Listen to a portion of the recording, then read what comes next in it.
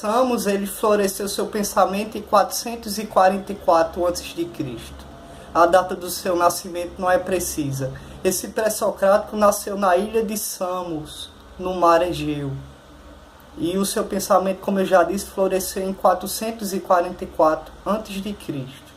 Foi continuador da filosofia de Parmênides e se posicionou contra os pitagóricos e Empédocles. A escola dele se interessava em examinar comparativamente os valores do conhecimento sensível e do conhecimento racional. O resultado das reflexões dos seus membros é que o único conhecimento válido é aquele fornecido pela razão. Veja a disparidade entre sentidos e razão. Para Melisso, é a razão que diz o que é a verdade, não os sentidos. Em Aristóteles, um comentário de Aristóteles sobre Melisso, para Melisso tudo é imóvel, pois se ele se movesse, forçosamente haveria vazio, e o vazio é não ser. Não pode haver pluralidade, porque não há nada que separe as coisas uma das outras. Não há esse vazio.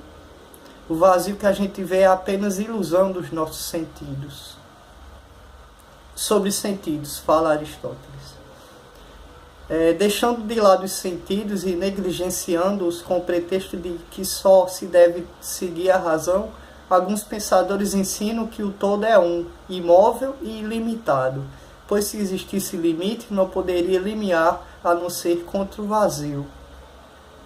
A questão do vazio. Agora vamos a fragmentos de Simplício. Fragmentos de Melício guardados por Simplício. Primeiro fragmento de Melício, escrito por Melício. Sempre foi o que sempre foi e sempre será o que sempre foi. Pois, se tivesse sido gerado, antes de ser gerado, necessariamente nada seria. Mas, se nada era, não poderia ter sido gerado do nada. Este é o ser que sempre será e sempre foi. Porque se tivesse sido gerado, teria sido gerado do nada. Mas, se de nada era, nada poderia ter sido gerado do nada. Ainda sobre o ser. É o que sempre e deve ser também de grandeza ilimitada. Nada de que tem início ou fim é eterno e ilimitado. Não fosse um, deveria ser limitado por outro. Se o infinito não fosse um, se o ser não fosse um, ele seria limitado por outro ser. Ele estaria travando combate entre outro ser. Ele estaria ocupando dois infinitos, não poderiam ocupar o mesmo lugar ou o mesmo vazio. Se deve ser um. Se é um, não deve possuir corpo. Se o ser se divide, se move. E se se move, cessa o seu ser. Não se deve dar explicações definitivas dos deuses, pois eles não podem ser conhecidos.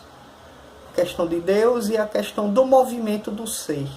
Se ele se movimentasse, ele deixaria de ser o ser que é.